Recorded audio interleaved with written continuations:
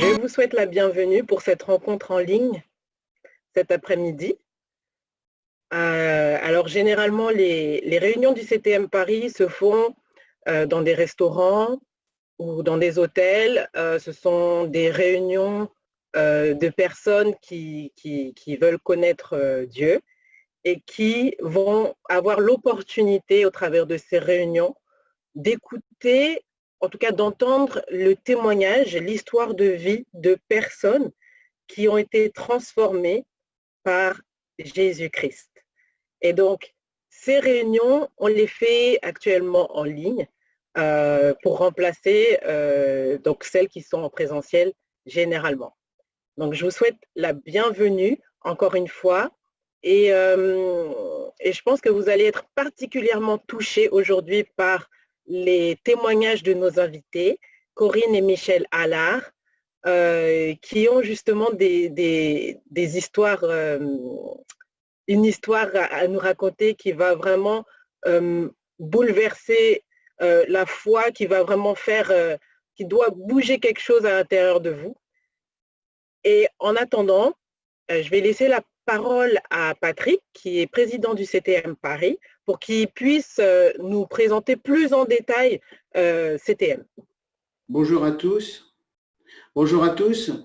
Le principe de nos rencontres, c'est de vous inviter dans des restaurants, comme l'a dit Stéphie tout à l'heure, de vous inviter dans des restaurants pour des petits déjeuners ou pour des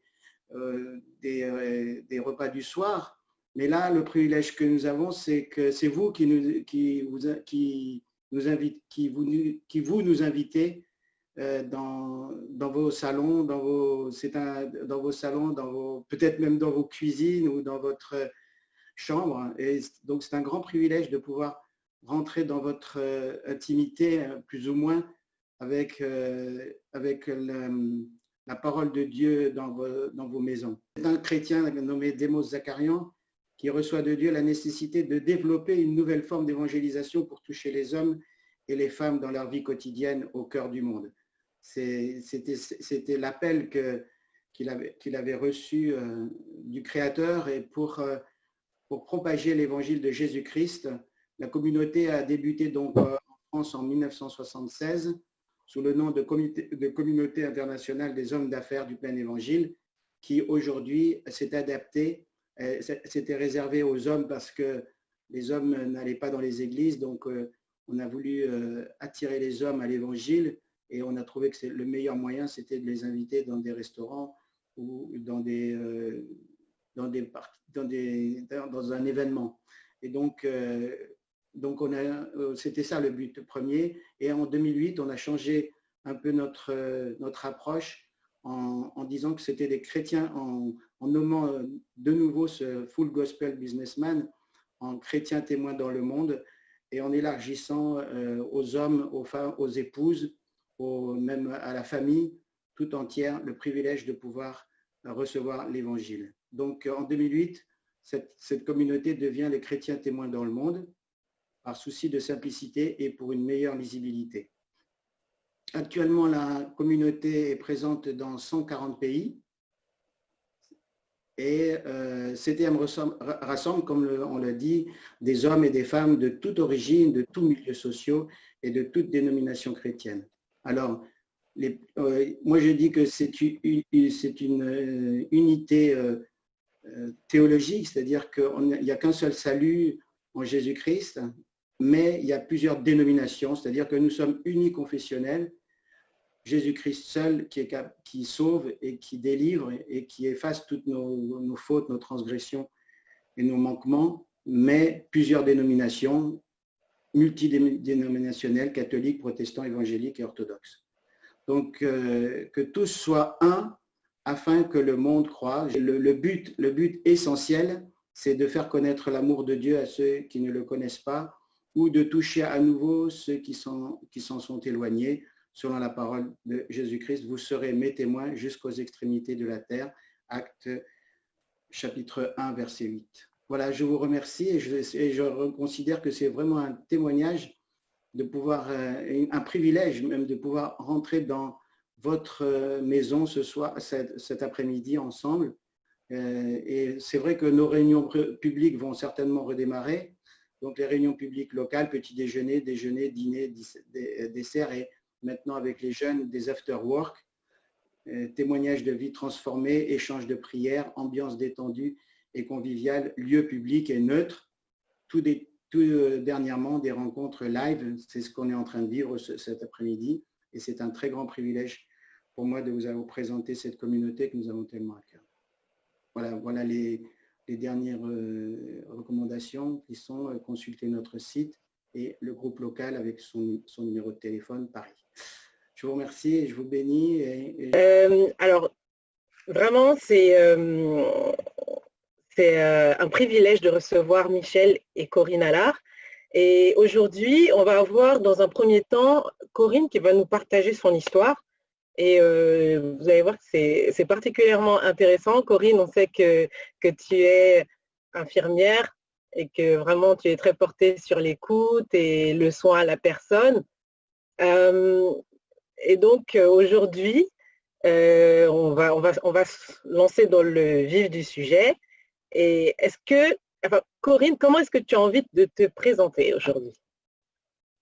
Bonjour à tous et à toutes. Aujourd'hui, Corinne, elle a envie de dire qu'elle porte bien son prénom.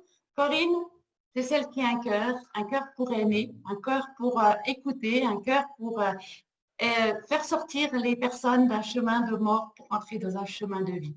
Effectivement, je suis infirmière, c'est une vocation que j'ai pris, une décision que j'ai prise toute petite. J'aimais beaucoup m'occuper des personnes. J'ai toujours été celle qui vient pour aider, pour sauver, dans mes classes de petites filles, j'étais toujours à l'écoute des malheureux, de ceux qui avaient un problème et j'aimais leur apporter une solution. Donc voilà, Corinne, un cœur qui aime, une personne qui est à l'écoute des autres. Mais voilà, j'ai aussi envie de me présenter, pas seulement comme infirmière, mais aussi je suis une maman et une mamie, j'ai de l'expérience, j'ai de la vie déjà, mes cheveux blancs, et j'ai été élevée dans une famille où il y a le respect de la parole de Dieu. Depuis 4 générations, on a été enseigné dans les Saintes Écritures. Donc j'ai un parcours de vie qui n'est pas un témoignage bouleversant comme celui de mon époux, qui le présentera après. J'ai eu la grâce d'être élevée, fondée dans les Écritures. C'est pas parce qu'on entend la parole de Dieu et qu'on l'apprend par cœur à l'école du dimanche qu'on rentre réellement dans le salut. Mais on a quand même des bases saines pour faire notre choix. Jésus est venu pour nous donner le choix. Il a dit, je mets devant vous un chemin de vie ou un chemin de mort. Choisissez la vie, mais c'est à nous de choisir. Et c'est pas parce qu'on est né dans une famille chrétienne qu'on a automatiquement le salut. On a la possibilité de rentrer plus facilement dans le salut parce qu'à cause de l'éducation et à toute la vérité qu'on nous enseigne, elle nous imprègne, mais un jour ou l'autre, il faut choisir. Alors, j'ai fait ce choix à l'âge de 8 ans, toute petite. J'aimais déjà tellement Jésus, j'aimais la parole de Dieu, j'aimais obéir. Et donc, c'était quelque chose qui était un peu inné en moi. Et je voulais faire plaisir. Alors, dans l'éducation, on dit, il faut faire plaisir à Dieu. Si tu veux faire plaisir à Dieu, tu ne fais pas ça. Si tu ne veux pas faire plaisir, tu lui désobéis. Et comme mon cœur, de nouveau, c'est un cœur qui aime faire plaisir, qui aime plaire à Dieu. J'ai plutôt été une enfant soumise. Alors, la soumission, c'est une chose tant qu'elle est volontaire. À partir d'un certain moment, je me suis rendu compte que la vie chrétienne, il faut toujours en faire un choix. Il faut continuer à choisir la vie. Et dès qu'on n'a plus la capacité de choisir, mais qu'on est éduqué et il n'y a plus la possibilité de choisir parce qu'il y a une vérité, il n'y a qu'une façon, il n'y a qu'une façon d'être, là, j'ai commencé à sentir un mal-être à l'intérieur de moi. Je me suis dit, il y a quelque chose qui ne va pas s'il n'y a que ça comme chemin. Et je me suis rendu compte au fil de ma vie qu'il me manquait un élément important pour avancer dans la vie chrétienne. Oui, j'avais donné mon cœur au Seigneur Jésus, ce qu'on appelle la conversion, toute petite, par amour. Je voulais aller au ciel et j'avais la clé pour aller au ciel. J'ai reconnu que de naissance, j'étais née pécheresse, pécheur, même si je n'avais pas commis des énormes péchés à 8 ans, on n'a pas l'impression d'avoir ni volé, ni tué, ni fait des choses graves selon la loi, la lettre. Mais la nature était pécheresse, donc j'avais reconnu que Jésus pouvait me sauver parce qu'il a donné sa vie pour moi et que si j'acceptais qu'il a donné sa vie pour moi, eh ben, j'avais l'assurance d'aller au ciel. Donc, je me suis reconnue pécheresse et j'ai donné mon cœur à Jésus. L'âge de 8 ans, vous voyez.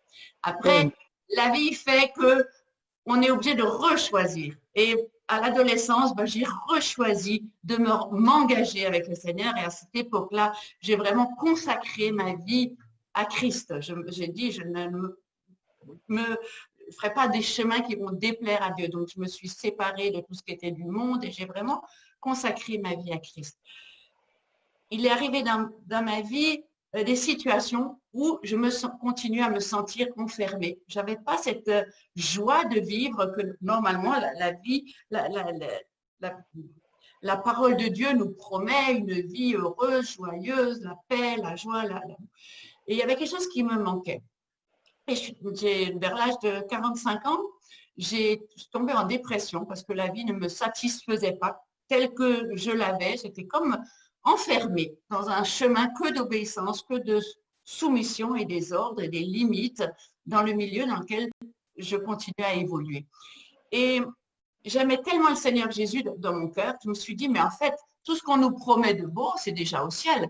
Donc, pourquoi pas aller au ciel plus vite? Là-haut, il n'y a plus de larmes, il n'y a plus de pleurs, il n'y a rien de souffrant. Et cette vie me paraissait vraiment injuste. Je ne trouvais pas de solution pour aider réellement les personnes. Et moi-même, je n'avais pas la solution. Oui, Jésus, c'est bien beau, mais ça ne me donnait pas ce que je pensais j'avais besoin. Et là, j'ai vécu une expérience vraiment profonde à l'âge de 45 ans. Un nouveau départ, un nouveau choix. C'est quand j'ai réalisé, en criant à Jésus, en criant à Dieu le Père, s'il y a une autre façon d'expérimenter la vie chrétienne, révèle-le-moi ou alors prends-moi à toi. Je voulais mourir. Je n'avais plus envie de cette vie sur terre, trop d'injustice. Je n'arrivais pas à y répondre. Je n'avais pas de solution. Et donc, j'ai crié à Dieu du fond de ma détresse.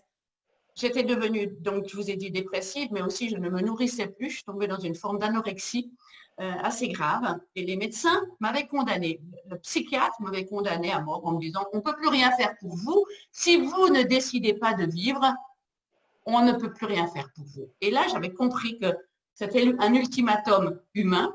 Et donc, j'ai posé un ultimatum à mon Père céleste, à celui que j'aimais de tout mon cœur et que j'avais envie d'aller rejoindre. Et je lui ai dit, s'il y a une autre façon, révèle-toi à moi. Et là, j'ai vécu l'expérience du Saint-Esprit. La troisième personne de la Trinité, je ne la connaissais pas. Donc, j'ai vécu, petit enfant, une conversion tout à fait juste. Mais là, à 45 ans, j'ai eu la révélation de la puissance d'en haut, le Saint-Esprit. La troisième personne de la Trinité, c'était pas quelqu'un de vivant pour moi. C'était comme un esprit qui plane au-dessus des chrétiens, et puis, mais il n'y avait pas de puissance. Et là, je l'ai reçu, cette puissance d'en haut. J'ai reçu la révélation des Écritures. Tout ce que j'avais emmagasiné petite fille dans mon cœur, dans ma connaissance, dans mon intelligence, et comme ça s'est éclairé, c'est devenu vivant, c'est devenu utile, c'est devenu comme des paroles qui me sautaient aux yeux et qui brûlaient à l'intérieur de moi. J'ai eu le feu et ça m'a redonné l'énergie pour vivre. Je suis sortie des chemins de mort et je suis revenue à la vie. J'ai expérimenté ce que moi j'appelle la nouvelle naissance par l'esprit. Et donc juste, Corinne, donc finalement, parce qu'au début, tu as dit que tu avais vécu une forme de mal-être à toujours considérer que cette voie qu'on t'a inculquée, c'était la seule voie. Cette seule voie, ça avait créé une forme de mal-être et que, bon, finalement, à l'âge de l'adolescence, tu t'es reconsacré à Christ, mais finalement, ce mal-être, est-ce qu'il était resté? Et c'est ça qui a fait que jusqu'à 45 ans, tu n'aies pas encore eu on va dire, ce feu d'artifice du Saint-Esprit. Oui, parce que dans ce mal-être, dans cette vie-là consacrée, j'avais fait les choix qui correspondaient à la lettre. Donc, choisir quelqu'un, choisir une façon de vivre. Donc, j'ai épousé quelqu'un qui était de la même religion que moi, et c'était une forme d'intégrisme. J'ai été obligée de faire des choses que je ressentais pas en moi-même. J'ai connu ce que c'était des abus. Des abus spirituels, des abus physiques, mais qu'au nom de Dieu, au nom de par Dieu mes lettres, la lettre qui tue, eh ben, j'ai dû obéir, j'ai dû me soumettre et j'avais de moins en moins de liberté, ce qui m'a amené à la dépression et à la non-vie. Parce qu'il n'y avait pas de vie, mais c'était toujours par obéissance à cette lettre. Et il est écrit dans la parole de Dieu que la lettre peut devenir une lettre qui tue, une lettre morte. Mais la parole révélée donne de la vie. Et donc, c'est cette différence. J'ai continué à faire des choix mortels, mais je ne me rendais pas compte parce que je n'avais pas l'esprit de révélation qui me donnait la lumière pour me dire, mais attends, tu as le droit de sortir de ces chemins. Ce n'est pas parce que tes parents ont toujours choisi cette vie-là ou cette obéissance-là qu'il n'y a que ça comme voie. Vous comprenez?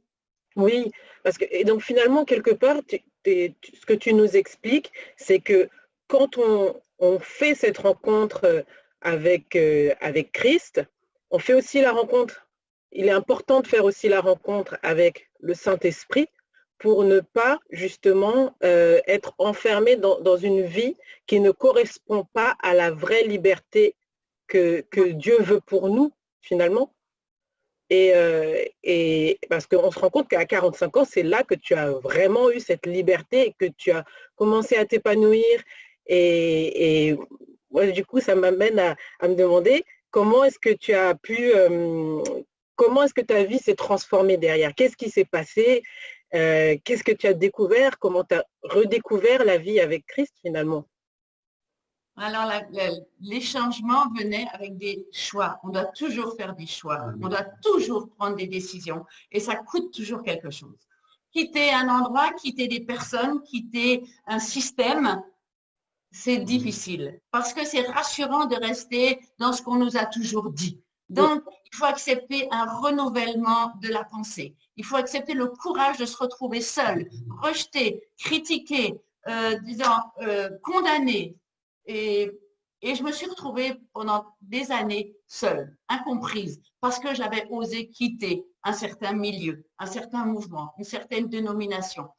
Je n'avais pas rencontré forcément une autre, ce n'était pas pour aller ailleurs, c'était pour trouver cette liberté. Et j'ai vraiment eu faim et soif de marcher par l'esprit. Cette puissance d'en haut qui est venue sur moi, j'ai vraiment eu envie d'y croire et de me dire, OK, si Dieu m'a répondu à ma prière, qu'il y a une autre façon de vivre la vie chrétienne, ce n'est pas pour aller m'enfermer dans une autre dénomination où il y aura de nouveau des consignes, des règles, des statuts et des choses à observer. Je n'ai rien contre les dénominations, mais dans mon chemin personnel, il me fallait goûter à cette vie où je pouvais marcher par l'esprit d'une manière autonome. J'avais assez de bagages spirituels, je n'étais pas un nouveau-né qui n'y connaît rien à la parole de Dieu. J'avais la connaissance. Depuis des générations, on connaît ça, c'est comme si à l'intérieur de nous, c'est déjà imprimé, mais elle n'est pas révélée. Il manquait la vie. Et donc, j'ai voulu revisiter, il m'a fallu 3 ans pour enlever tout ce qu'on m'avait mis dans le disque dur et renouveler toutes mes pensées à l'écoute du Saint-Esprit. C'est tout un chemin de renouvellement. C'est une marche par l'Esprit. Ça demande un pas à la fois, de dépendre non plus de ce qu'on t'a dit, mais de ce que tu entends que Dieu te dit à toi. Parce que le Seigneur, il veut développer une relation personnelle avec nous. Dans Jérémie 31, quand il dit « Je t'aime d'un amour éternel, c'est pourquoi je veux te conserver ma bonté et mon amour », on a en face de nous, même dans l'Ancienne Alliance, un Dieu d'amour. Donc, tout ce qu'on te force de faire et qui n'est pas selon cette règle de bonté, de miséricorde et d'amour, eh ben, il n'y a pas ce Dieu que je connais derrière. Et donc, j'ai dû refaire connaissance avec un Dieu de grâce, un Dieu de miséricorde, un Dieu de bonté et arrêter de croire à un Dieu qui condamne, à un Dieu qui te juge, à un Dieu qui est tout le temps en train de te disqualifier, qui est en train de te punir et surtout qui te limite, qui te restreint. Et tout ça, j'ai dû le changer et apprendre à revivre. À 45 ans, j'ai appris à revivre. J'ai fait des choix qui m'ont amené dans d'autres pays. J'ai commencé à oser des choses que je n'avais jamais faites. Tout ce qu'on m'avait dit, il y avait beaucoup de choses qui étaient très justes, mais moi, ça ne me correspondait plus. Et j'ai élargi l'espace de ma tente, élargi l'espace de mon entendement, et j'ai pu faire des expériences extraordinaires avec le Seigneur, avec la parole de Dieu, mais qui était devenue esprit et vie. Alors, mon livre, j'ai écrit un livre qui s'appelle En vie, et c'est vraiment tout mon témoignage, comment je suis sortie d'un enfermement merveilleux, mais très religieux, à une nouveauté de vie, à une résurrection intérieure sur un chemin de vie. Et justement, dans cette résurrection intérieure, quand tu redécouvres ce Dieu de grâce, il va aussi te faire découvrir ses plans de paix, ses plans de bonheur pour ta vie, ce qui t'appelle réellement à être. Et donc, finalement, quel est cet appel qu'il a pour toi, qu'il a eu pour toi? Alors maintenant, c'est vraiment, j'aime écouter les personnes, la personne humaine, pour l'amener à la vraie liberté. Voir en Christ qu'il n'y a plus d'enfermement religieux. Apporter une paix, mais une paix réelle, la paix en Christ, qui enlève l'angoisse, qui enlève la culpabilité, la guérison en Christ, qui enlève les maux de tout genre, les mal de l'être, les mal de corps, les maladies, tout ce qui est malsain. Eh ben, on identifie ensemble par l'écoute, par la prière, par l'aide, le cœur, à choisir de quitter des chemins de mort et rentrer dans des chemins de vie. J'aime apporter la joie, mais la vraie joie, la joie de l'esprit, pas la joie qui dépend des circonstances, pas la joie qui dépend si ton mari a fait ci ou si ton mari n'a pas fait ça. Une joie intérieure que personne ne peut t'enlever.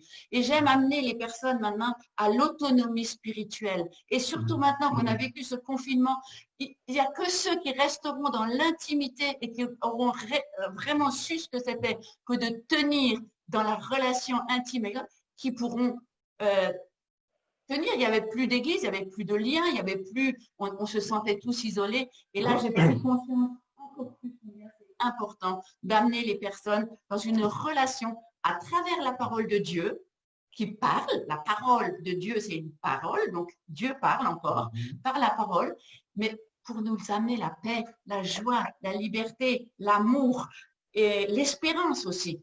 Tout ce fruit de l'esprit, eh bien, j'aime que les personnes les découvrent pour elles individuellement. Donc, ce sont des expériences et j'aime que les personnes arrivent à ces expériences individuelles. C'est beau la collectivité, mais on ne pourra pas toujours vivre les choses en collectivité. Et on l'a vu là dans ces derniers mois. Il faut absolument aider les personnes à l'autonomie spirituelle et à l'amour individuel de la personne de Christ et du Père et du Saint-Esprit. Un amour qui est sincère, qui est vrai, qui a des fondements. Et on tiendra, parce qu'on sera basé sur l'Europe. Donc, mon ministère, c'est l'encouragement.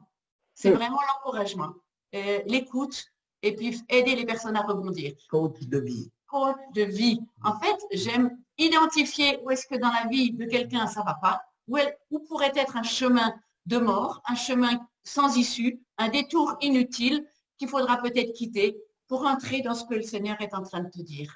Et on écoute ensemble et on avance. Et c'est peut-être dur, on a envie de retourner, ben on retourne un temps, on se repent et on reprend la route et on recommence. Parce que c'est un éternel recommencement. Chaque jour est un recommencement. Chaque jour est un choix. Chaque jour, tu choisis ton attitude. Chaque jour, tu choisis la paix, la joie, l'amour et de faire confiance à Dieu. Waouh! En tout cas, c'est un ministère qui est vraiment puissant. Donc, moi, ce que je comprends, c'est vraiment de la relation d'aide, mais une relation d'aide qui n'est pas juste basée sur des paroles, mais qui est basée sur la parole et qui amène vraiment les gens à l'essentiel, qui amène les gens à vraiment se connecter avec ce Dieu d'amour, mais de manière personnelle. Moi, ce que je dis souvent, c'est d'avoir le cœur, son propre cœur connecté au cœur de Dieu. Amen. Et donc, finalement, c'est exactement ce que je comprends au travers de ton ministère, c'est que tu amènes les gens à apprendre à se connecter personnellement avec ce Dieu qui les a créés, à le connaître et à plonger vraiment dans une profondeur, une relation profonde avec lui, une relation authentique et sincère qui va vraiment bouleverser leur vie indépendamment des circonstances extérieures, en fait. J'aime beaucoup l'image de Jésus qui dit à Marie, tu as choisi la bonne part, celle que personne ne pourra t'enlever. Ni les circonstances, ni les bombes, ni la famine, rien ne pourra t'enlever cette position que tu as au pied de Jésus. Wow. Et c'est vraiment ce que je souhaite à chacun, de choisir la bonne part, celle que personne ne peut t'enlever et qui te gardera vraiment dans l'intimité avec ton Jésus, avec ton Sauveur, avec ton Seigneur. Waouh.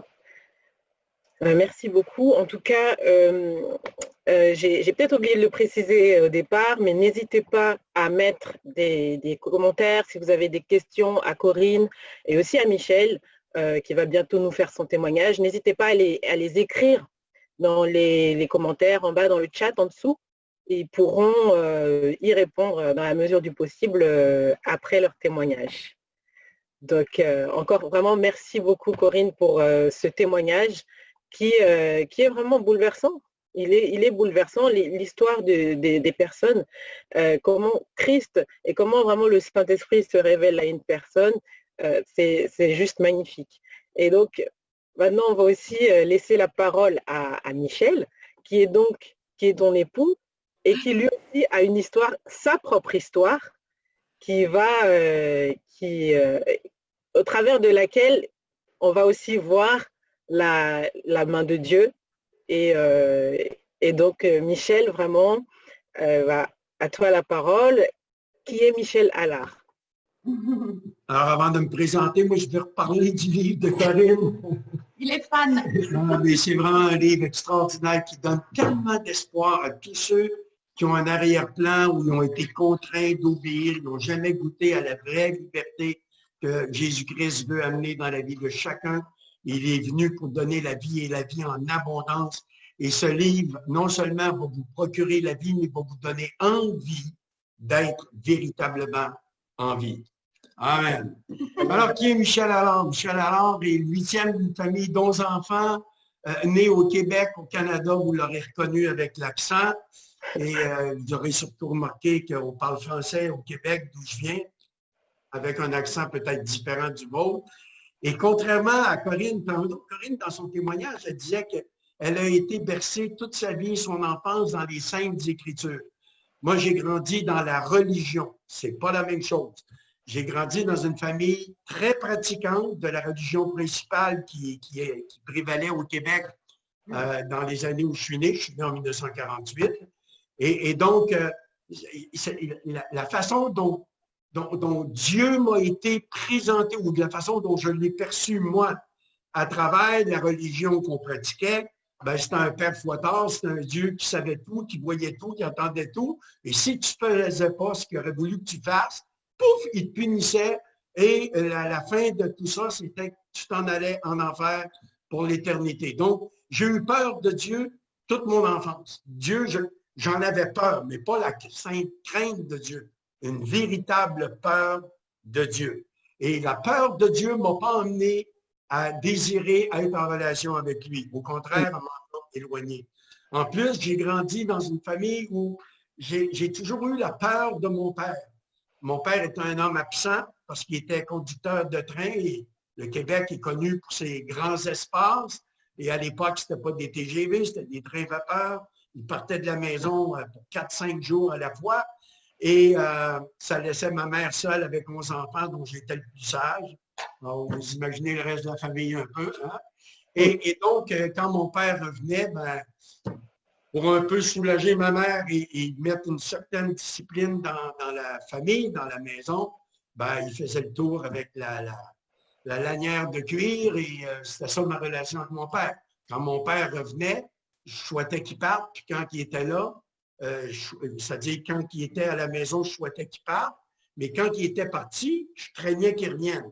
Et ça a été un peu toute mon enfance, la peur de Dieu et la peur de mon père.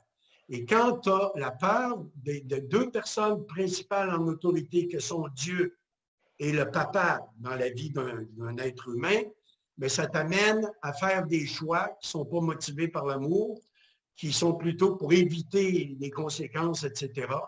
Et j'ai fait de très mauvais choix depuis le premier mauvais choix, je pense que je l'ai fait à 14 ans, ou quand j'ai été assez vieux pour dire à mon père et ma mère que je ne vais plus à l'église, je ne vais plus à la messe, et que je vais vivre ma vie à ma façon. Et dans ma façon de vivre, je ne tiendrai pas compte de Dieu. Et ça m'a emmené à une vie pas glorieuse, mais que Dieu utilise aujourd'hui pour sa gloire. C'est ça qui est extraordinaire. Alors, comment est-ce que Dieu, qu'est-ce qui s'est passé entre ce moment-là? Les parents, donc tu as annoncé à tes parents que tu ne vas plus à l'église, que maintenant tu fais, entre guillemets, tes propres choix. Et qu'est-ce qui s'est passé entre ce moment-là où tu as arrêté d'aller à l'église et le moment où Dieu a dit, je reprends les rênes, on va dire. Comment s'est passée ta conversion ou voilà. Comment, Alors, la conversion, je peux le résumer avec un verset dans le psaume 34, verset 7. Quand un malheureux crie, l'Éternel l'entend et le délivre de toutes ses détresses. Les choix que j'ai faits à partir du moment, c'est pas que j'ai arrêté d'aller à l'église, oui, c'est une chose, mais c'est surtout, j'ai coupé toute relation avec Dieu. Dieu ne faisait plus partie de mes équations. Dieu ne faisait pas partie de mes décisions, de mes choix. Je voulais être heureux, je voulais le bonheur, je voulais réussir dans la vie, mais ça serait sans Dieu. C'est moi qui serais l'architecte de mon bonheur et de ma réussite. Et 18 ans plus tard, à l'âge de 32 ans, j'étais homme d'affaires et j'ai fait un voyage à Toronto parce que je voulais obtenir l'exclusivité d'un produit pour la province de Québec. J'étais dans la mise en marché de produits, promotion, marketing, tout ce qui touchait un peu le domaine de la vente. J'ai toujours été un peu dans ce milieu-là. Et l'homme d'affaires que j'ai rencontré à Toronto était différent des autres hommes d'affaires que j'avais l'habitude de côtoyer. De lui émanait une paix que moi, je n'avais pas. Et tout au long des négociations, il semblait vraiment avoir mes intérêts à cœur. Il semblait être d'une rigoureuse honnêteté, d'une droiture. Ça m'a interpellé. Après 2 jours avec cet homme, j'ai obtenu l'exclusivité de son produit. On a signé le contrat qui faisait de moi son distributeur exclusif pour le Québec. Et quand il est venu me reconduire à l'aéroport, parce qu'à l'époque, je demeurais à Montréal, il y a 500 km entre Montréal et Toronto, il vient me reconduire à l'aéroport et en me quittant, il me serre la main et il me regarde droit dans les yeux. Et il me dit, Michel, quand tu en auras assez de mener ta vie tout seul, donne-la au Seigneur Jésus-Christ. Alors, j'ai été interpellé qu'un homme d'affaires me parle de Jésus. Je l'ai remercié poliment. C'était l'été 1980. J'ai pris l'avion et dans l'avion, j'ai réalisé, mais Jésus, il a semé le nom de Jésus-Christ dans ma vie. Et j'ai dit, mais Jésus, je ne pouvais pas faire autrement qu'avoir du respect pour lui. Je connaissais son histoire, je ne le connaissais pas personnellement. Mais ce que je me rappelais de la vie de Jésus, c'était un homme bon. Corinne parlait de la bonté et de l'amour tout à l'heure. C'était un homme qui était tourné vers les autres, qui faisait du bien partout où il allait. Tu ne peux rien reprocher à Jésus. Ce n'était pas avec Jésus que j'avais le problème, c'était avec son père. Parce que son père, pour moi, tu vois. Et donc, j'ai oublié. C'est vrai que le nom de Jésus m'a rappelé, par contre, m'a ramené dans mon enfance, quand j'ai été enfant de cœur, serment de messe, etc. Jésus, je l'aimais, mais pas son père. Et donc, j'ai oublié Jésus, puis etc. Je suis revenu à Montréal, la vie a continué. Et 4 mois après, en novembre 1980, j'étais dans une situation où je n'avais rien raconté de ma vie à cet homme d'affaires que j'avais rencontré quelques mois auparavant. Mais quand je l'ai rencontré, j'étais en instance de divorce. J'étais lié par une dépendance quotidienne à la cocaïne, de laquelle j'essayais de me sortir depuis 2 ans sans jamais y parvenir. Et cette dépendance à la cocaïne m'avait amené à faire faillite, à déposer le bilan. Et c'est l'état dans lequel j'étais quand j'ai été rencontrer cet homme à Toronto. Et là, en novembre 1980, je suis revenu d'une soirée où je m'étais conditionné et juré de ne plus consommer. Mais encore une fois, je suis revenu avec le nez plein de poudre. La cocaïne avait encore eu le dessus sur moi.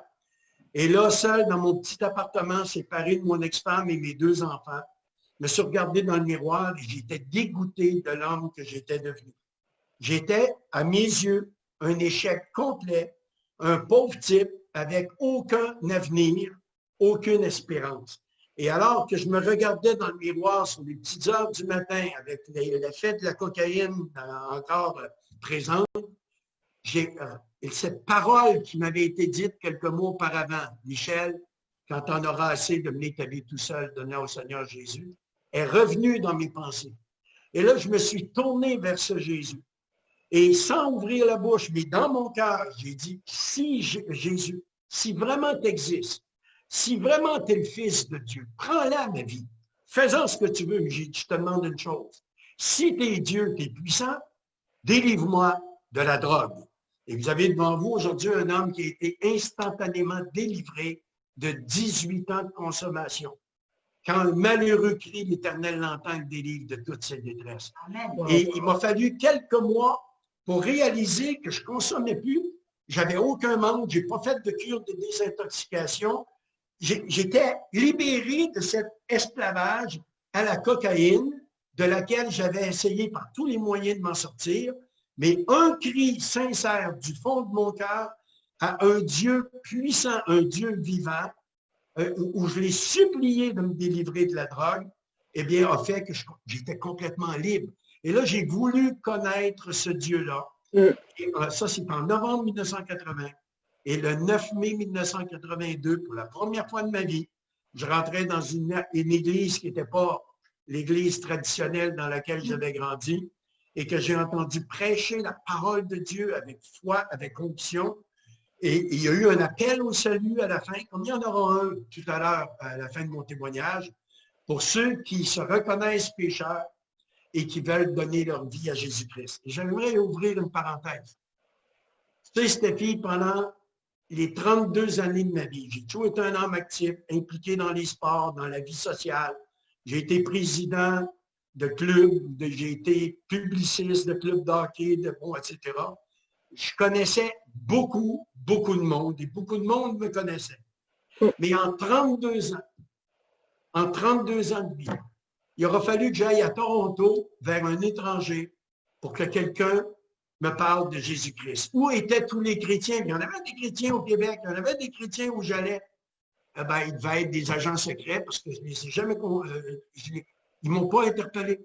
Il aura fallu un étranger à Toronto qui ait assez d'amour pour les perdus pour semer le nom de Jésus-Christ dans ma vie. Et le nom de Jésus est le nom qui est au-dessus de tous les noms. C'est le seul nom par lequel on peut être sauvé. Ils ne m'ont pas parlé de Dieu. S'ils m'avaient parlé de Dieu, je ne serais pas là aujourd'hui. Parce que, comme je vous l'ai dit au début de mon témoignage, Dieu, pour moi, c'est un père fouettard, c'est un Dieu qui me punissait. Il m'a parlé de Jésus. Jésus. Et c'est la raison pour laquelle, moi, aujourd'hui, j'encourage les gens à témoigner, pas de Dieu, parce que Dieu, chacun se fait son Dieu à son image, à sa ressemblance à lui. Chacun s'imagine Dieu comme bon lui semble. Mais Jésus-Christ, tu ne peux pas te l'imaginer. Il est venu sur terre, il a vécu, il nous a démontré l'amour qu'il portait pour l'humanité en donnant sa vie pour chacun et chacune d'entre nous qui un jour l'invoquerions.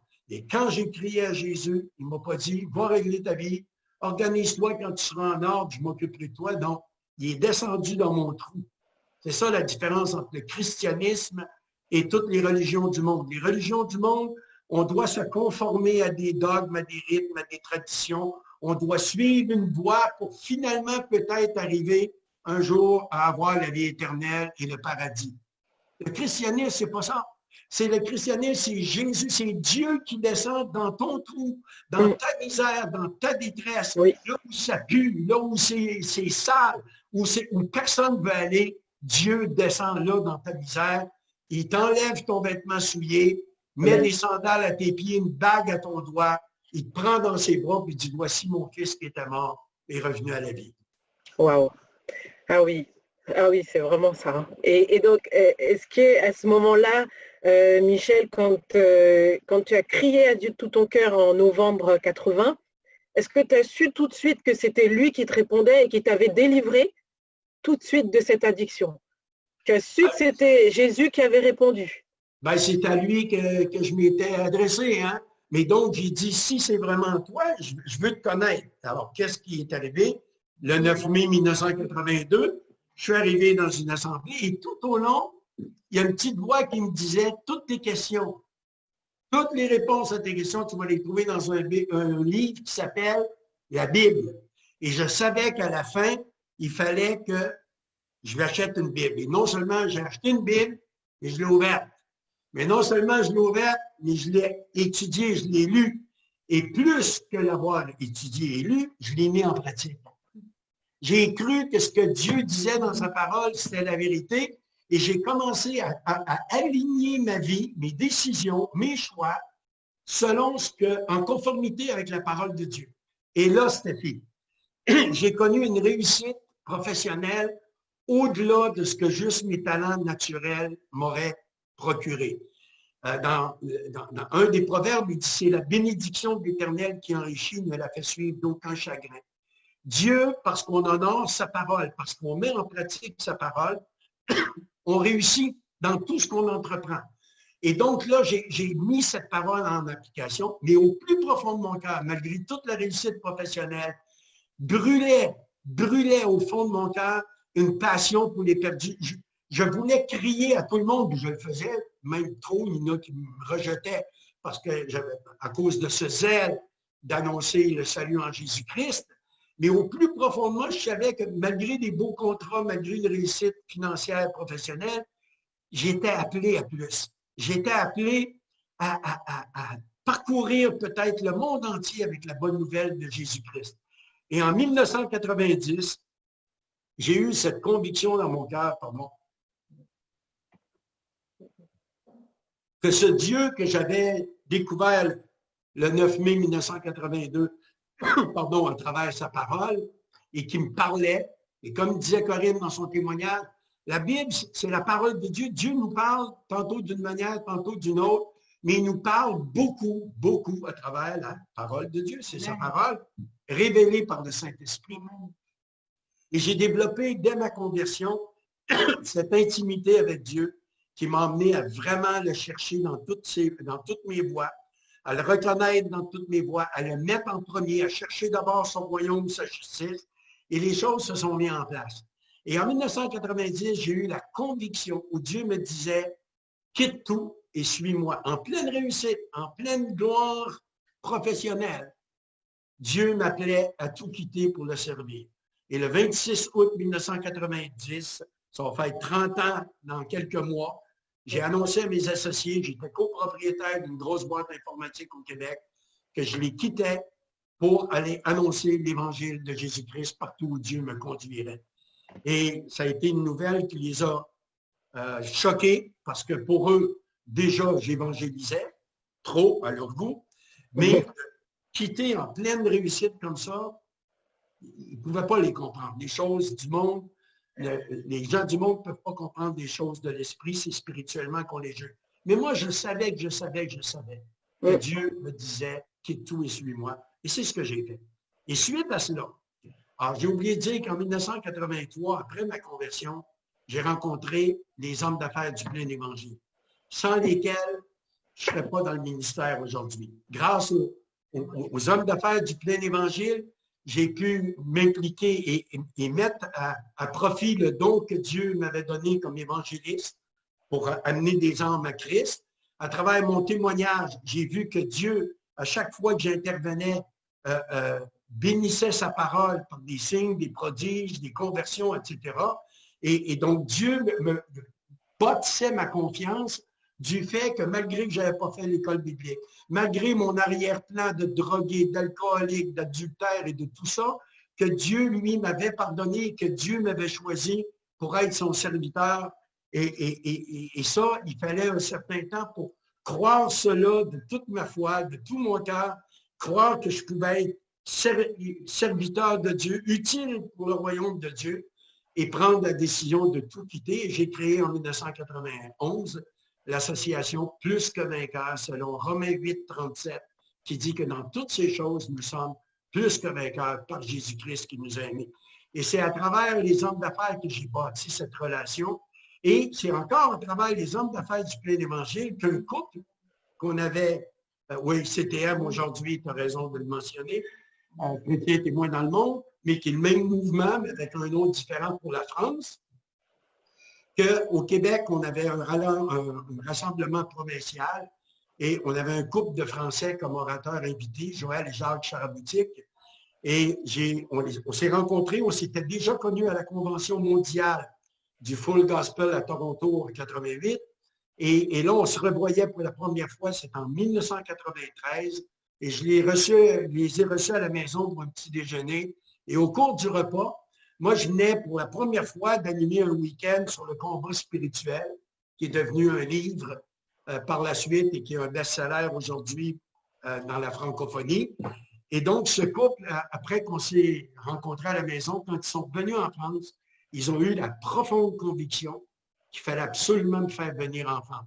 Alors, moi, je te dis, Stéphie, la France, c'était pas un pays qui m'intéressait. Je n'avais jamais pensé. Moi, c'était les États-Unis d'Amérique et tout le Canada. Je suis bilingue anglais-français. J'avais commencé aussi dans le ministère en enseignant la vente et le marketing selon les principes bibliques. Là, il y avait la dimension du combat spirituel que j'avais ajouté à mon arc. Et là, eux reçoivent m'inviter en France. Invitation qui a été suivie. Et le 16 septembre 1994, je posais les pieds sur le sol français pour la première fois de ma vie. Et en posant les pieds sur le sol français, j'ai entendu clairement la voix de Dieu me dire, « Michel, je t'appelle missionnaire en France. » Et je suis établi ici depuis 1998. Waouh! Donc, tu as reçu l'appel d'abord du ministère d'évangéliste et ensuite, clairement, tu as reçu l'appel pour la mission en France. Et comment ça s'est traduit? Tu nous as aussi parlé des camps, en tout cas du ministère, plus que vainqueurs. Comment tout ça s'est traduit, s'est développé? Qu'est-ce qui s'est passé? Alors, quand il y a eu cet appel, moi, je ne suis pas parti la fleur au fusil. J'ai mis des toisons devant Dieu par rapport à 2 enfants que j'avais au Canada de 18 ans et de 14 ans et de 20 ans. Et donc, tu ne pars pas comme ça. Alléluia, Dieu m'appelle missionnaire. Et donc, j'ai mis des toisons. Et Dieu a honoré et répondu à chacune de ces toisons. Et ce qui m'avait interpellé, c'est que je sentais que Dieu me donnait la mission de former des soldats dans l'armée du Seigneur Jésus-Christ pour que les chrétiens passent de poursuivis à poursuivants. Il y a trop de chrétiens qui subissent encore les œuvres du diable alors que Jésus a paru dans 1 Jean 3,8 pour détruire les œuvres du diable. Il a parfaitement accompli sa mission. Nous, on n'a pas à se battre pour obtenir une victoire.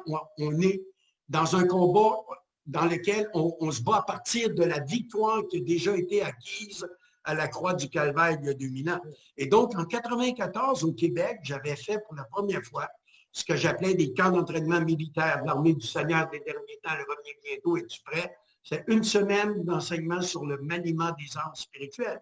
Et quand j'ai commencé à tourner en France en 94, 95, 96, etc., je me suis rendu compte que le besoin était encore plus flagrant ici en France parce qu'il y a 10 fois la population du Québec.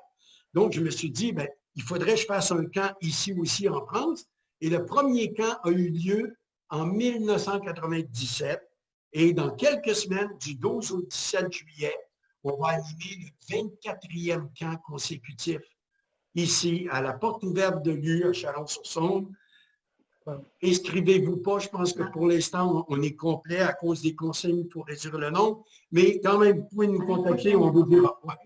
Et ce camp a été un déclencheur aussi par rapport à plein d'amis qui se sont joints au ministère, qui sont encore fidèles avec l'association Plus que Vainqueur en France, qui a été créée en 1996 ici. Et de là, par contre, est né un besoin. On a vu que dans le corps de Christ, alors que Dieu m'appelait à former des soldats, il y avait bien plus de blessés de guerre et de prisonniers de guerre que de véritables soldats. Puis je disais à Dieu, mais Dieu, les blessés de guerre, tu ne les envoies pas au front, tu les envoies à l'hôpital, à l'infirmerie. Et je cherchais un hôpital où envoyer les blessés de guerre qu'on rencontrait partout dans nos tournées. Et c'est là que Dieu, un jour, m'a dit, tu n'en trouves pas d'hôpital, mais crée-en un. Et c'est comme ça est né le Bon Samaritain en 1998. Et quand on a créé le Bon Samaritain, là, on s'est posé J'ai posé mes valises en France. J'ai dit maintenant, c'était la confirmation que j'attendais de la part de Dieu. J'ai une adresse en France. Maintenant, ça fait 22 ans que je suis ici. Et je voudrais vous remercier, les Français, les Suisses, les Belges, partout dans la francophonie. Vous êtes un peuple tellement accueillant. Vous m'avez donné tellement d'amour que ça fait que 22 ans que je suis là. Et aujourd'hui, le Bon Samaritain, qui en premier lieu avait été créé dans la banlieue de Dijon, Patrick, écoute bien, c'est près de Dijon. On est depuis 12 ans dans la région de Reims et Dieu a mis à mes côtés Corinne, qui, vous l'a dit dans son témoignage, qui a un cœur pour les autres. Corinne, ça veut dire celle qui a du cœur. Et elle a un cœur pour les autres.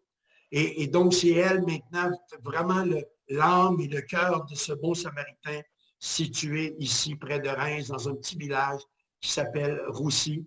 Et à travers les péripéties de ça, un deuxième livre est né qui s'appelle Renversons les forteresses. La louange des camps militaires. Alors, une petite anecdote, il y a Patrick Elkabach, qui est le président de CTM Paris. Le premier camp qu'on a fait en 1997, c'est Patrick et son épouse Ruth qui animaient la louange au camp. Et c'est toujours une joie de les revoir. On ne s'est pas revus souvent depuis 1997, mais à chaque fois, c'est un frère en Christ que j'aime et qu'il y a eu un lien de cœur qui s'est établi. J'en profite pour te dire encore merci, Patrick, pour ta confiance et nous avoir permis aujourd'hui de pouvoir rendre témoignage de comment Dieu est bon, comment Dieu veut nous sauver, nous guérir, nous délivrer, etc. Et si vous voulez en savoir plus sur notre ministère, vous allez sur plusquevainqueur.com, un site Internet. Il y a le Bon Samaritain qui est en voie de développement où il y aura plus de photos et plus d'informations sur le lieu parce qu'on peut accueillir des ministères, des séjours en autonomie. On fait des formations aussi. Il y en a une le 7, 8 et 9 août prochain sur le discernement des esprits. Et permettez-moi de vous dire un mot là-dessus. On est dans une saison, avec tout ce qu'on vit du COVID-19 et autres, où il est crucial pour tout croyant de réveiller le don de discernement des esprits. Parce que Satan se déguise en ange de lumière. Il a répandu présentement sur toute la terre un esprit de peur qui fait que les gens ont perdu le discernement et la peur les conduit dans leur choix, dans leurs décisions, alors que l'amour devrait être la motivation de tout ce que nous faisons depuis que nous sommes devenus enfants de Dieu. Amen, amen. Merci beaucoup, Michel, pour ce témoignage, pour ce partage. Et en fait, on constate aussi que ce que vous faites avec Corinne, c'est complémentaire. Parce que tu entraînes les personnes, tu les formes finalement au combat spirituel.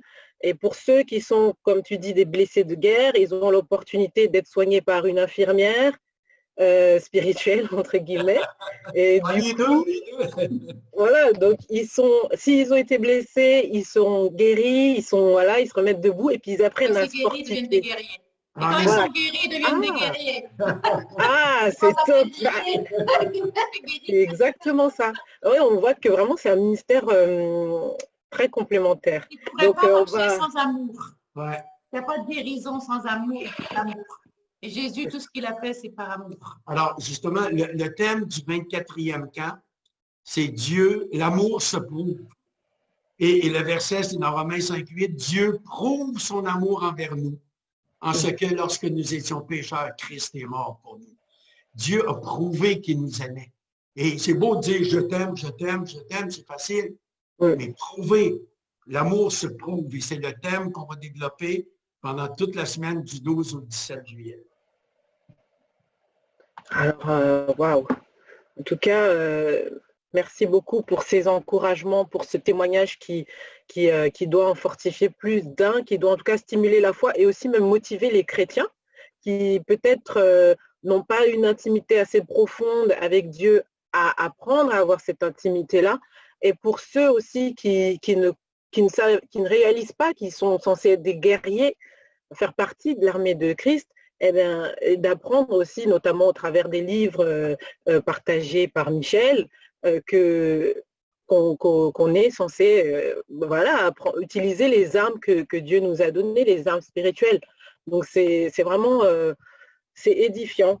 C'est édifiant parce que ça nous amène en tant que chrétiens à, et si on n'est pas chrétien, à vouloir découvrir ce Jésus, et si on est chrétien, à vouloir le découvrir plus et à se fortifier dans notre foi et aussi à évangéliser.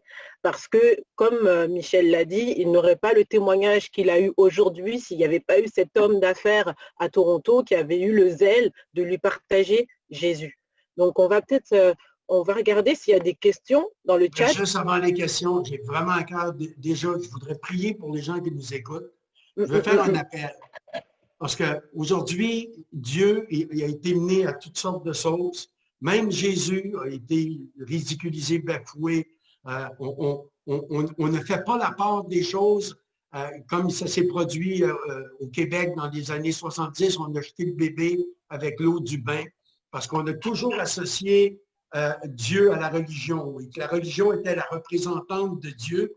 Et parce qu'on ne voulait plus de la religion, on a jeté Dieu, on a mis Dieu en dehors de notre vie aussi. Toi qui m'écoutes aujourd'hui, qui n'a pas l'assurance de sa vie éternelle, qui vit sous la culpabilité de ses péchés.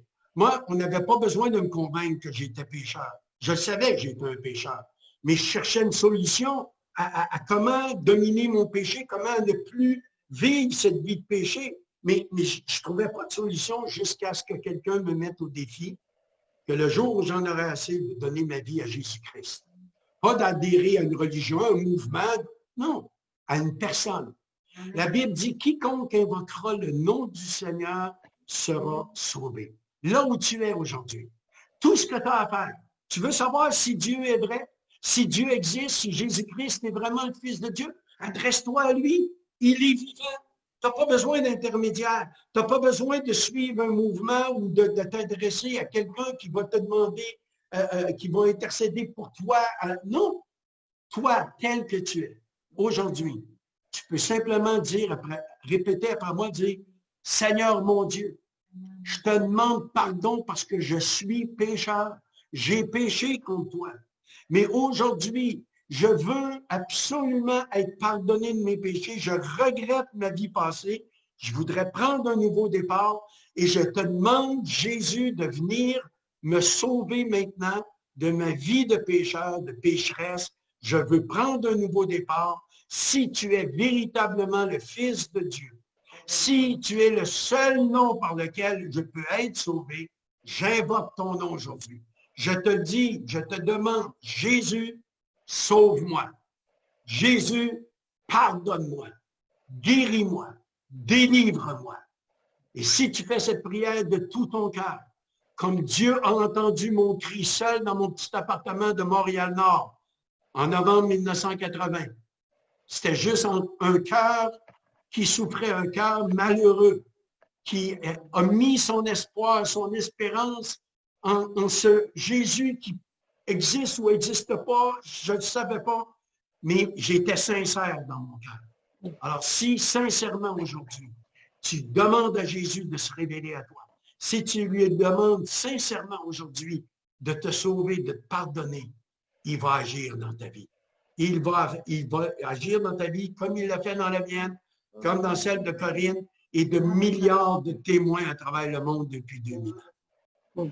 Alléluia. Et maintenant, toi qui as fait cette prière, on veut prier maintenant pour que tu reçoives le Saint-Esprit de Dieu. Tu veux aller chez lui? Prie pour que tu reçoives. La puissance d'en haut qui va te révéler la vérité, qui va te conduire dans toute la vérité, qui va éclairer ton chemin. Jésus a dit, je suis le chemin, la vérité. Que la vie en abondance, pas seulement la petite vie misérable que tu as, mais Jésus veut se révéler.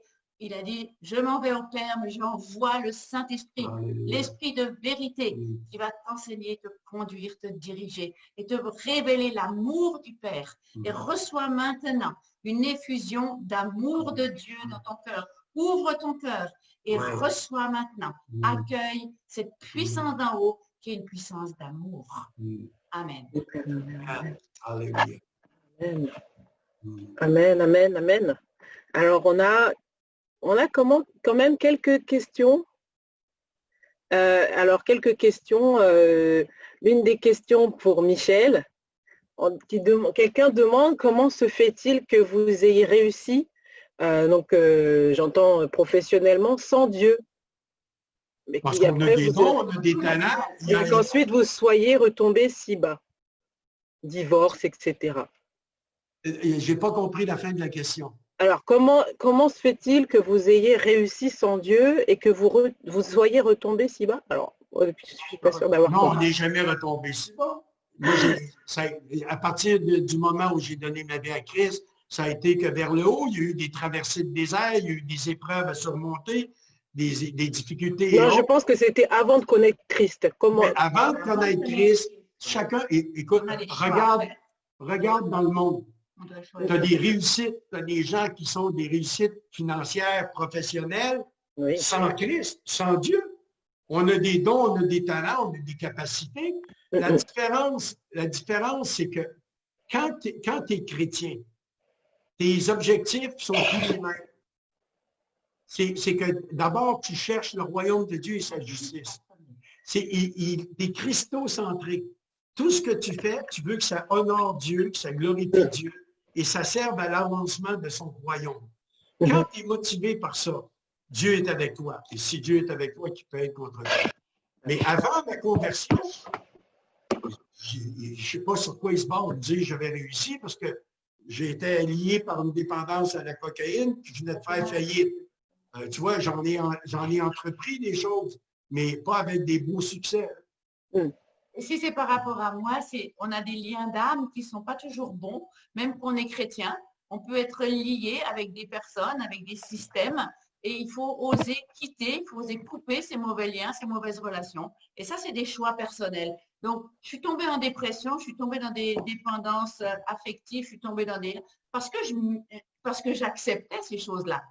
Alors que j'étais chrétienne, on peut être chrétien et encore lié avec des mauvais comportements, être lié avec des mauvaises relations qu'on entretient parce qu'on ne sait pas qu'en les coupant, on peut être libre.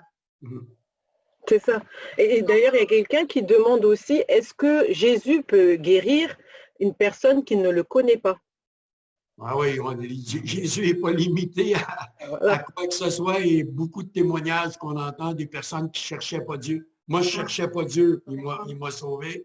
Il peut guérir absolument. Hein? Je pense, pour répondre à cette question, il y a toujours quelqu'un qui a prié pour une personne. Et on prie. Et la prière est d'une grande efficacité. Et peut-être que cette personne qui va avoir une guérison alors qu'elle ne croit pas, c'est peut-être parce qu'elle a eu une mère pieuse ou un grand-père ou un oncle qui a prié pour elle. Et quand on prie, ça libère la puissance du Saint-Esprit pour aller toucher la personne. Donc, je voudrais encourager aussi les personnes, peut-être que votre vie, elle va très bien, mais pensez à intercéder pour quelqu'un. Parce que ça peut amener la voie du salut, la guérison, la délivrance et ouvrir la voie pour que la personne rencontre Christ. Amen. Amen. Et maintenant, on a vraiment une question sur plutôt l'appel. Il y a une personne qui demande comment faire quand on est dans son appel par un métier. Alors, ou concilier les affaires et notre appel, en fait. La personne, elle veut aussi savoir comment on peut traverser les moments difficiles. Je veux juste dire, quand on a un métier comme moi, infirmière, j'ai toujours mis le Seigneur dans mon métier. J'allais auprès d'un malade, dans mon cœur, j'invoquais le Seigneur pour aider, pour soigner, pour faire des gestes avec amour, pour avoir de la douceur, pour parler. On peut très bien, dans tout ce que l'on fait, on peut mettre le Seigneur dans tout ce que l'on fait. Alors, justement, moi, dans mes cours de vente, je dis aux gens, on n'est pas des hommes d'affaires chrétiens, mais des chrétiens déguisés en hommes d'affaires pour amener l'évangile de Jésus-Christ auprès de personnes qui entendront peut-être jamais l'évangile. Par contre, il faut être sage, il faut être intelligent. Lorsque j'étais dans le domaine de l'informatique, puis j'allais chez des clients, je n'arrivais pas avec la Bible puis les évangéliser. Je venais faire mon travail de façon intègre, honnête, professionnelle, mais toujours avec les antennes sorties pour l'opportunité, tout en faisant mon travail de façon professionnelle. Est-ce que j'ai l'opportunité de lui parler de Jésus? Ça, c'était toujours derrière moi et j'ai eu la grâce de 1982 à 1990 de toucher plusieurs personnes dans le milieu des affaires à travers mes fonctions, par le contact que j'établissais avec les gens. Je donne juste un petit exemple. On était sur un gros dossier pour un gros contrat d'informatique, mais dans l'analyse des besoins du client potentiel, à un moment donné, j'ai rencontré le président et j'ai dit on n'est pas l'entreprise qu'il vous faut pour vos besoins. Je vous recommande plutôt de choisir tel compétiteur. Ils sont plus spécialisés que nous le sommes par rapport aux besoins que vous avez. Le mec m'a regardé en disant de quelle planète tu es, toi? J'ai jamais entendu quelqu'un me dire non, je ne veux pas ton contrat, donne-le à mon compétiteur. Mais j'ai dit parce que je suis honnête. Mais d'où te vient cette honnêteté? Et j'ai pu lui parler de Jésus, comment il avait changé ma vie. Quelques mois après, un de mes associés, quand il a su l'histoire, il m'aurait coupé le cou parce que pour lui, dans sa mentalité, tous les moyens justifient la fin. Il faut que tu obtiennes le contrat. Puis moi, j'ai dit à ce gars-là que je ne voulais pas de son contrat. On n'était pas l'entreprise qui répondrait de façon satisfaisante à ses besoins. Quelques mois après, je reçois un téléphone d'un propriétaire d'une grosse entreprise qui me dit « Je vous appelle de la part de M. Untel.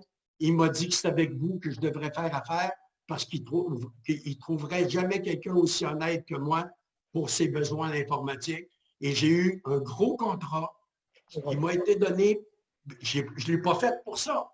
Mais quand on marche dans la vérité, dans la droiture, Dieu est avec nous. Et si Dieu est avec nous, c'est juste extraordinaire ce qui peut découler de ces gestes-là. On ne perd jamais avec Dieu. On ne perd jamais en choisissant la vérité, l'intégrité, l'honnêteté, de refuser la magouille, de refuser le mensonge, de faire confiance à Dieu en toutes choses. Je peux vous dire, ça fait la différence. Wow. Personne on est tous appelés à quelque chose et on est souvent appelés à travers son métier, à travers sa fonction de maman au foyer ou sa fonction que l'on fait. On est appelés à être des disciples, on est tous appelés à servir le Seigneur là où on est. Certains sont appelés à tout quitter un jour, mais ils le sauront cela. Ce n'est pas la question de se poser maintenant. La question à se poser, c'est comment, là où je suis, dans le contexte dans lequel je suis, je peux être un disciple de Christ, servir Christ. Amen. Mais si tu es fidèle dans les petites choses, Dieu va t'en confier des plus grandes. Et c'est un parcours de foi, mais c'est chacun, tout dépend de ton intimité avec Dieu. Et c'est lui qui doit être ton guide, c'est lui qui doit te donner tes réponses, et c'est lui qui ouvre le chemin devant toi et qui va te conduire. Mais ses intentions, c'est que tu prospères à tous les égards et que tu sois en bonne santé, comme prospère l'état de ton âme. Jésus est venu, contrairement au voleur qui vient pour voler, détruire, égorger et tuer. Lui, Jésus, il dit, moi, je suis venu pour que mes brebis aient la vie et qu'elles l'aient même en abondance. Amen, amen. Et comment, justement, la personne demande aussi comment faire pour traverser les moments difficiles. Alors, la traversée, pense à la barque. Prends Jésus avec toi dans ta barque. Sois de plus en plus collé à lui, serré à lui. Moi, j'ai passé des moments d'angoisse terribles. Et dans ces moments-là, il n'y a que la proximité, s'accrocher. Jésus est là, il est en toi, il habite en toi. Il a dit, j'ai fait ma demeure en toi. Donc, si tu souffres, il souffre avec toi. Si tu pleures, il pleure avec toi. Si tu as mal, il a mal avec toi. Et fais la traversée avec lui. Invite-le à l'intérieur de toi. Et il y a un autre bord, il y a une rive qui va s'approcher. Mais la traversée, fais-le avec lui. Prends-le. Je voudrais dire à cette personne qu'un des leitmotifs de notre ministère, c'est « Je n'ai pas le choix des circonstances auxquelles je suis confronté, mais j'ai toujours le choix de la décision, de l'attitude que je décide de prendre face à ces circonstances. » Le psaume 34, verset 19 ou 20, selon les versions, nous dit « Le malheur atteint souvent le juste, mais l'Éternel l'en délivre toujours. » Donc, si tu mets ta confiance en Dieu, et dans l'épreuve, chaque épreuve contient un trésor. Il faut que tu apprennes la leçon, parce que dans l'épreuve, au lieu de dire « pourquoi », dis « pour espace quoi ». Qu'est-ce que tu veux m'apprendre là-dedans? Pourquoi suis-je dans la situation que je me trouve actuellement? Est-ce que j'ai fait des mauvais choix? Est-ce que c'est juste une circonstance comme ça? Mais toi, tu es toujours avec moi. Et peu importe, mais questionne Dieu dans le sens qu'il te révèle d'où vient l'épreuve et à quoi elle va te servir surtout. Et chaque épreuve, moi, toutes les plus grandes leçons de ma vie, je ne les ai pas apprises dans la facilité, je les ai apprises dans les épreuves. Pas d'épreuve, pas de preuve. C'est dans l'épreuve qu'on fait nos preuves. Oui, c'est très bien dit. Alors ça, c'est vraiment bien dit. Et en fait, est-ce que Michel, Corinne, est-ce que vous pourriez prier pour que toutes les personnes qui ont assisté à ce live et même celles qui assisteront plus tard, vraiment qu'elles puissent avoir cette révélation de leur appel, comme ça a été le cas pour vous, mais aussi pour qu'elles puissent grandir, tisser une intimité très très forte avec Dieu et vraiment devenir aussi des guerriers en Christ.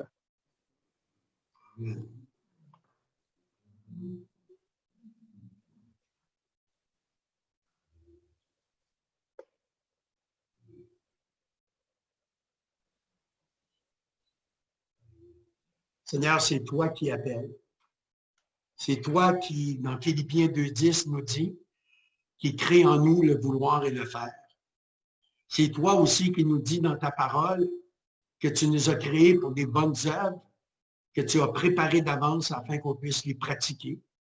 C'est toi aussi dans ta parole, dans Jérémie 29, 11, qui nous dit que tu as formé sur nous des projets de paix, non de malheur, afin de nous donner un avenir plein d'espérance. Seigneur, il n'y a pas d'autre chemin que Jésus-Christ pour arriver à Dieu. Et Dieu est la source de toutes choses. Je prie que chaque auditeur, chaque auditrice puisse faire de toi, Éternel, notre Dieu, sa source principale. Tu es une source qui ne tarit jamais. Tu es celui auprès duquel nous pouvons trouver tout le réconfort, toutes les aspirations, toutes les révélations, toute la force, la sagesse nécessaire pour que notre passage ici-bas, dans le temps qui nous est alloué, parce que ta parole nous dit que tous les jours qui nous sont destinés sont écrits dans ton livre de vie, eh bien qu'aucun de ces jours ne soit gaspillé. Nous laissons le passé derrière. Le passé est ce qu'il a été. Ce qui compte, c'est qu'est-ce que je fais de ma vie aujourd'hui. Et cette vie, Seigneur, je veux te la confier totalement. Peu importe ce que j'ai fait jusqu'à aujourd'hui, je prends un nouveau départ. Chaque jour est un recommencement, comme le disait Corinne. Chaque jour, j'ai des choix à faire, j'ai des décisions à prendre. Et bien que toutes mes pensées, parce que n'est-ce pas là le premier commandement que tu nous as donné, tu aimeras le Seigneur ton Dieu de tout ton cœur, de toute ta pensée, de toute ton âme et de toute ta force, et ton prochain comme toi-même. Donne-nous en toutes choses, en toutes circonstances, tu sois le premier, tu sois au centre de tout ce que nous faisons, pensons ou demandons, afin que tu sois glorifié dans notre vie au nom puissant de Jésus-Christ et que ton royaume vienne bientôt sur la terre. Amen. Je prie pour que la parole qui est dit que si le Fils vous a affranchi, vous êtes réellement libre, que ça devienne une réalité dans votre vie. Jésus est venu pour vous affranchir, pour vous libérer. Et je veux que le Saint-Esprit mette en lumière s'il y a encore des liens qui vous retiennent dans des choses obscures, dans des choses qui ne sont pas justes et qui vous empêchent d'avancer, de rentrer dans votre appel, d'aller plus loin dans votre destinée, de vous libérer vous-même de ces liens et d'aller plus loin. Si le Fils est descendu sur cette terre et si lui vous a affranchi, c'est pour que vous soyez réellement libre. Alors que vous preniez cet envol, que vous preniez cette liberté, non pas pour faire des choses pas bonnes, mais pour servir de façon plus libre, plus détachée, et aller plus loin, plus haut avec le Seigneur pour que son royaume vienne et que sa justice soit établie sur cette terre, qu'il y ait quelque chose de nouveau qui arrive dans votre vie, que vous fassiez envie en disant « Waouh, qu'est-ce qui s'est passé ?» et que votre témoignage, c'est « Le Fils de Dieu m'a affranchi, je suis réellement libre. Je n'ai plus à chercher à plaire aux hommes, je cherche à plaire à Dieu. Je n'ai plus à prouver que je dois servir les hommes de telle ou telle façon, les humains, mais je peux servir Christ de façon réellement libre. Prenez cette liberté, prenez votre envol, allez là où Dieu vous pousse. Amen. Amen, amen. Juste dire en terminant, Stéphie, merci d'abord à CTM Paris pour ce privilège d'avoir été avec vous aujourd'hui. Notre ministère est vraiment un ministère d'aide. On a à cœur d'aider les gens, de les encourager. S'il y a des personnes qui ont besoin de notre aide, contactez-nous via plusquevainqueur.com. Vous allez sur Google, Plus que Vainqueur ou Michel et Corinne Allard et écrivez-nous, contactez-nous et on pourra à ce moment-là établir avec vous un contact et voir de quelle façon on peut vous venir en aide. Merci en tout cas de ce privilège qu'on a eu aujourd'hui de partager avec vous. Amen. Merci. Amen. Merci beaucoup. Merci infiniment, Corinne, Michel, d'avoir partagé ces moments avec nous et de nous avoir fait grandir aussi quelque part. Et il y a aussi une slide pour quelques informations concernant le CTM, si vous souhaitez nous contacter. Donc voilà, vous avez le site du CTM et le numéro auquel vous pouvez nous contacter si vous avez besoin de plus de renseignements. Si vous voulez nous rejoindre à des rencontres comme celle-ci prochainement, qu'elles soient en ligne ou qu'elles soient en présentiel quand on les reprendra, n'hésitez surtout pas. Donc, je vous remercie d'avoir participé, en tout cas d'avoir assisté à cette rencontre en ligne et n'hésitez pas à mettre un petit pouce bleu sur YouTube, à commenter aussi et soyez abondamment bénis. Et donc, je vous dis à bientôt.